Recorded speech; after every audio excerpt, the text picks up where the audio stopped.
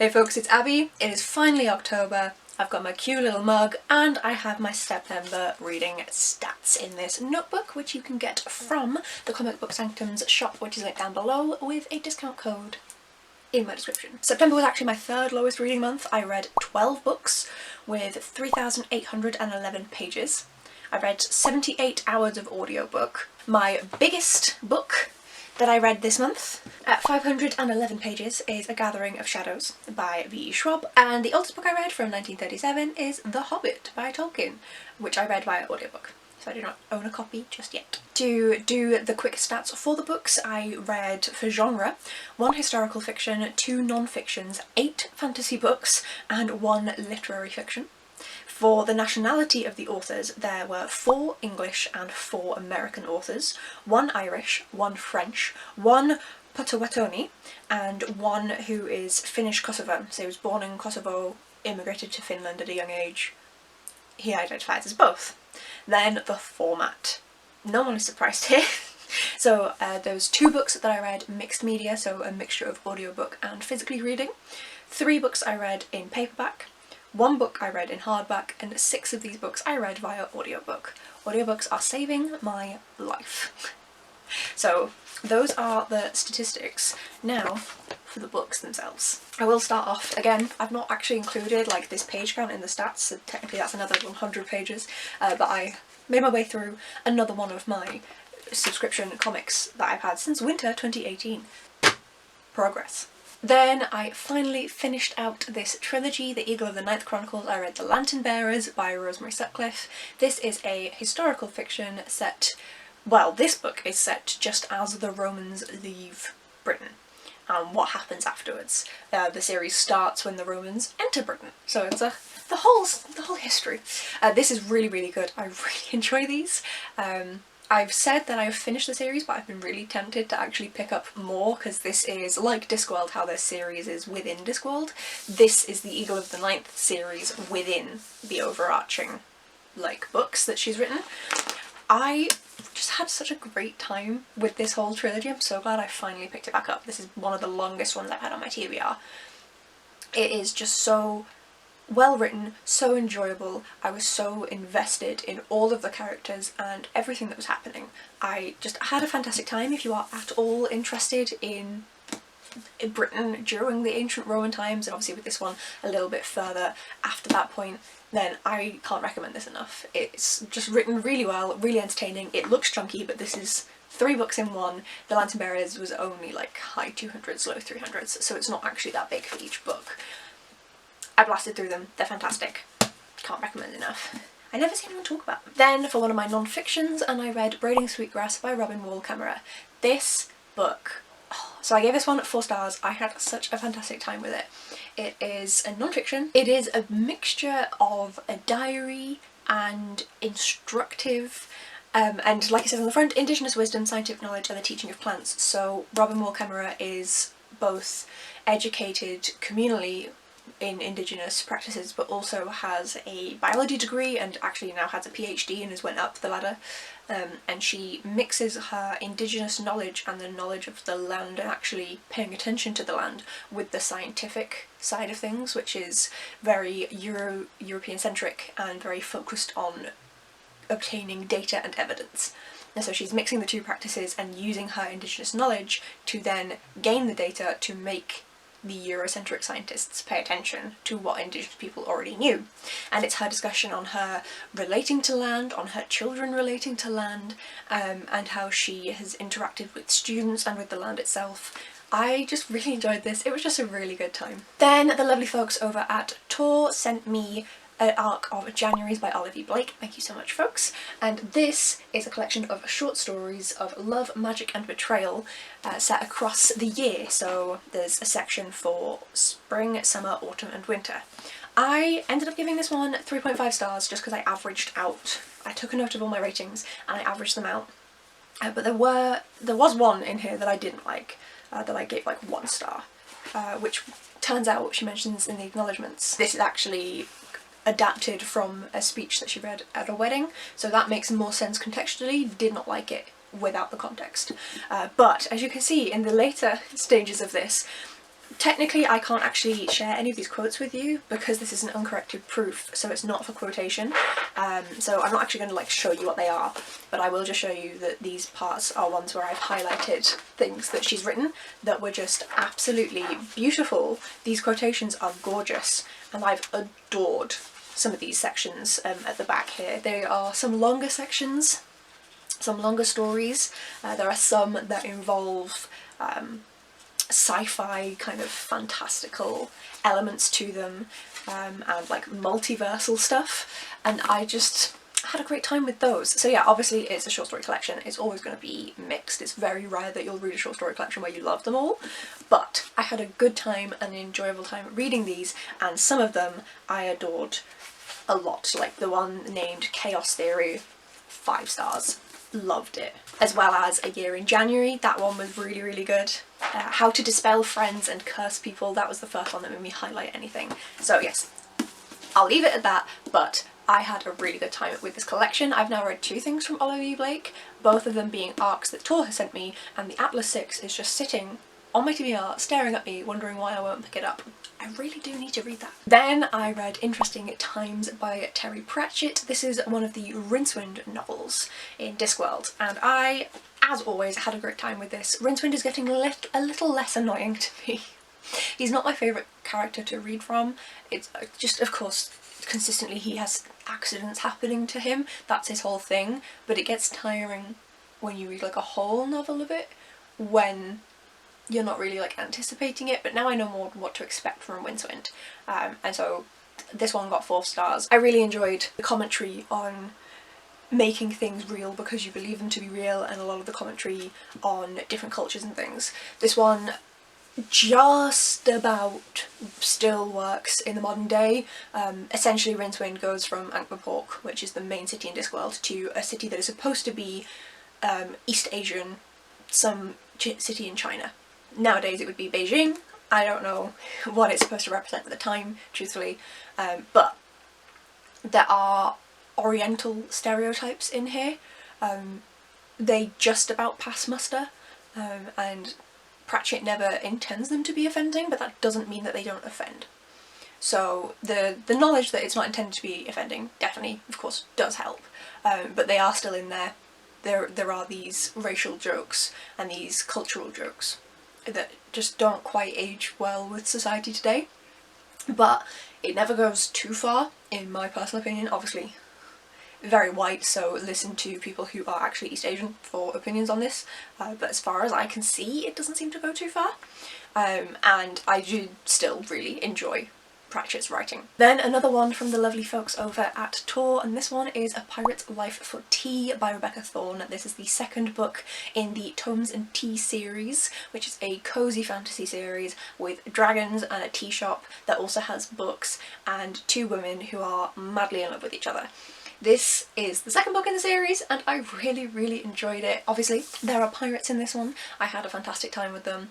I really enjoyed the new characters that we got to meet in here, and I really hope that we continue to get some of their lives sprinkled in throughout any further books that may come in the series. I don't know how big this series is going to be, but I really enjoyed them and I would love to see some more from them and see kind of how their lives develop after this point. It was just so much fun. I love this couple, they are so cute together, and I'm here for the griffins as well, and we developed the story on the dragon half of things without really having much dragon content, and I am very curious for book 3, which they said, what is it, tea you at the altar, which suggests obviously that they're gonna get married. Oh, I'm so excited. I love this cozy fantasy series so much. It's just so enjoyable to read and such a fun time. Then next up, I know that Becca from the Comic Book Sanctum is going to be happy because I finally read A Gathering of Shadows by B.E. Schwab. Unfortunately for Becca, I finally figured out my issue with Schwab's writing. So I've never disliked anything that she's written. The thing I enjoyed the most was The Invisible Life of Addie LaRue, but a lot of people hate that and I can see why. And everything else I've just given 3 stars. And I've really struggled because, like, V.E. Schwab herself seems like such a lovely woman. I've met her in person at signings, I've met her like on the internet digitally, and of course that's the persona that she presents, but she seems really lovely and so I really want to like her books. But I can't seem to get any emotional connection to her characters. I don't care. I don't care if her characters live or die. Like, the main characters in here are Kel and Lila. If either of them die in the next book, I don't care. And that's our two main characters. Like, everything else is good. The world building is really in depth. Like, the plot that's moving forward is fantastic. The character interactions between each other is done really well, just for some unknown reason. I'm hoping I'll figure that out in the final one. What's it called? What the hell is it called? A Conjuring of Light. Hopefully I'll find out in A Conjuring of Light what it is that makes me not attach myself to her characters, but I just don't. Which is such a pity, because everything else is done really well in here, so this is definitely a 3-star read. I definitely think it's written very well. I just don't have an emotional connection. Which, considering I have another 3 Schwab books on my TBR, and one of them is an incomplete series. Whew, wish me luck. On to slightly more positive notes, Derek Landy's The... Becca's trying to murder me for not loving V Schwab. On a more positive note, Derek Landy's The Haunted House on Hollow Hill, the next Skullduggery Pleasant book. I didn't read it in this physical copy. I read this in the podcast audiobook that it was released in, and that was an experience. Positive.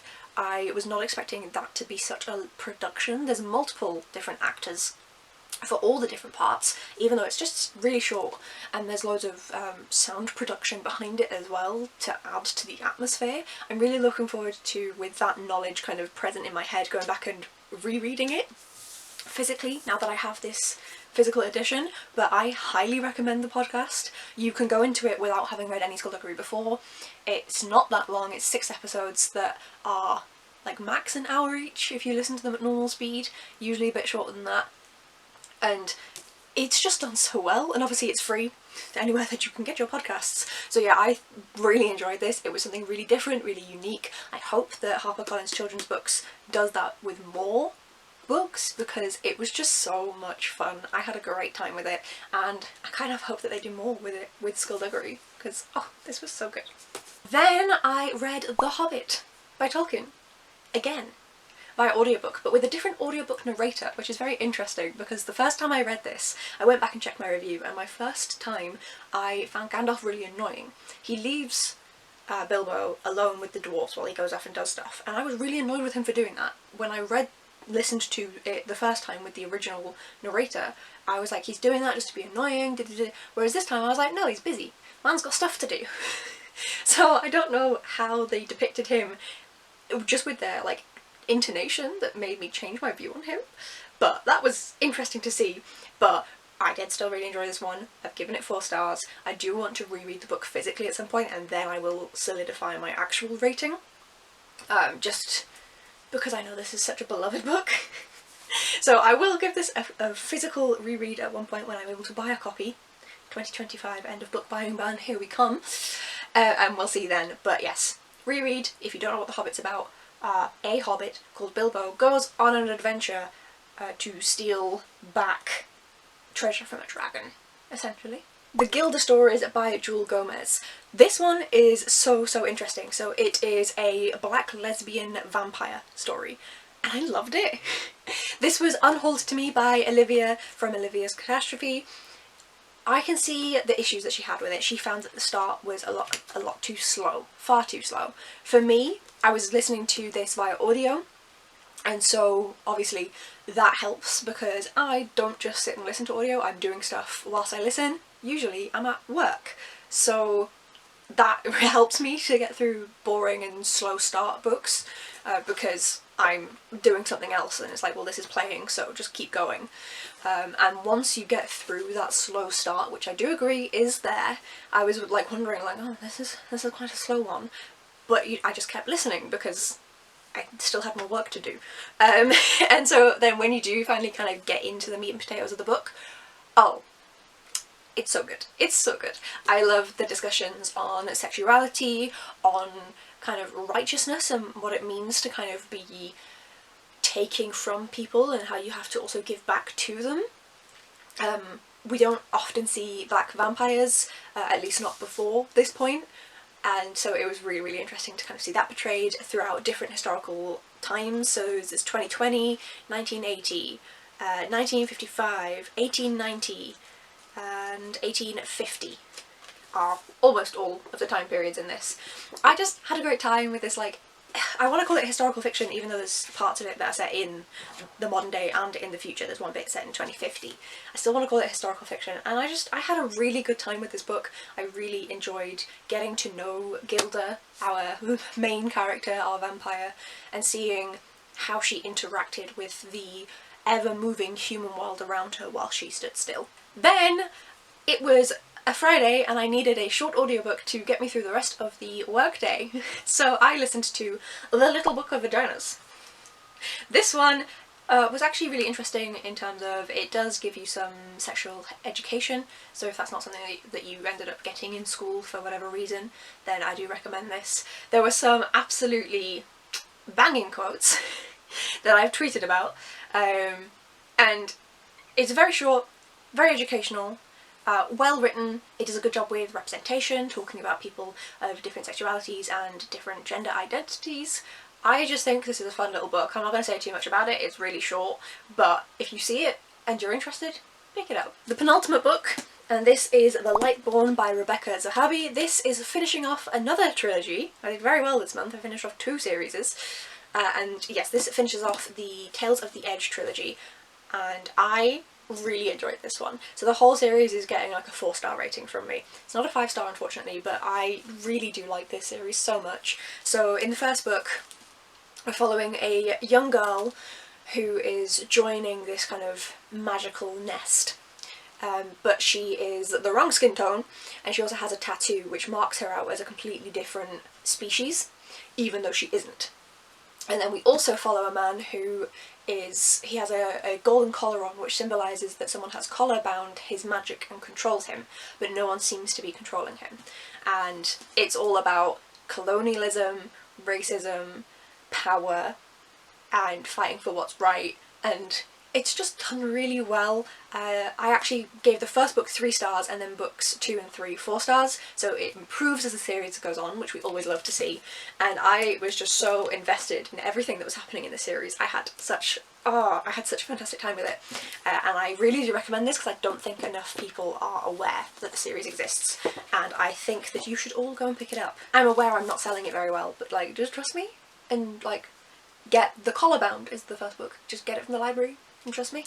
Good. And then my final book of the month is Crossing by Pellinor, and I may have said that wrong, I do apologise. The author is Finnish Kosovan, and this is a very interesting literary fiction which follows Buja. Lives in Albania, and his father is dying, and there doesn't seem to be anything there for him at home. The country is having severe financial fiscal issues.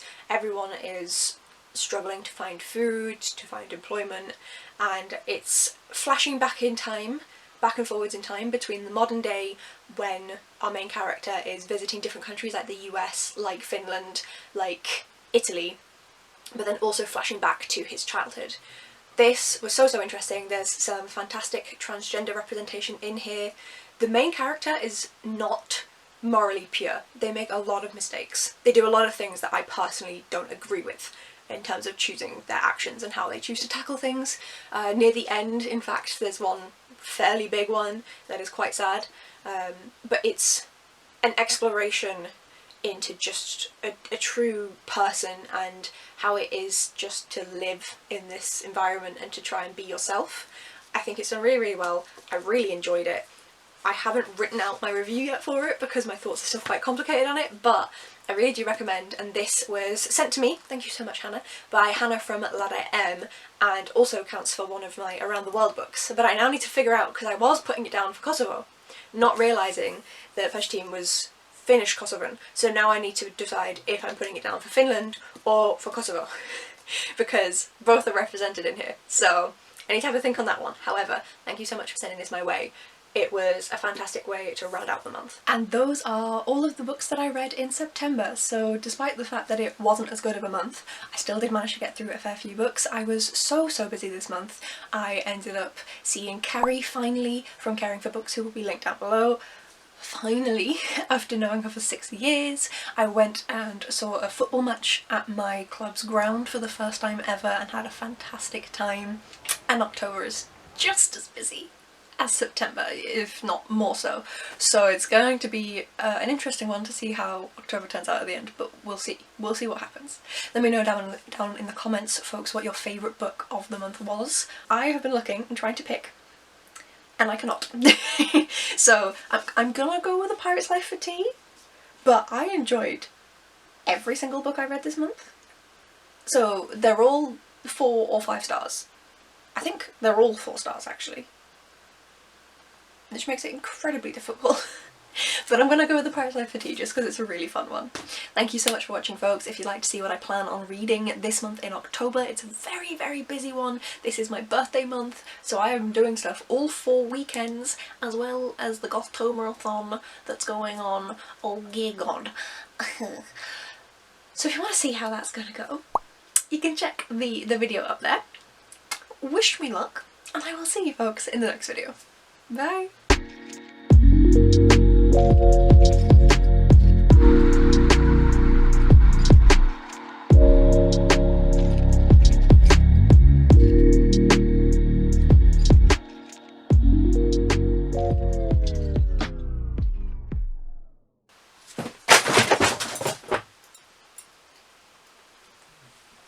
That's one thing about reading less, I can actually hold up the books. That's an improvement.